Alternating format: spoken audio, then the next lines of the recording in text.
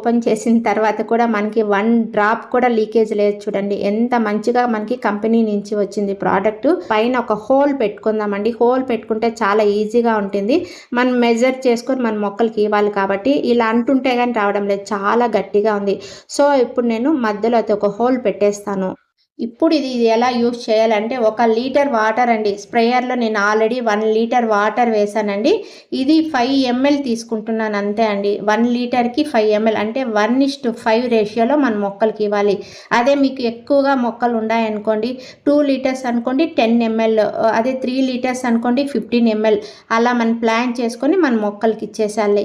ఇలా బాగా మనము వాటర్లో వేసేసి బాగా కలిపేసి డైల్యూట్ చేసి మన మొక్కలకి ఇచ్చేసేయాలి.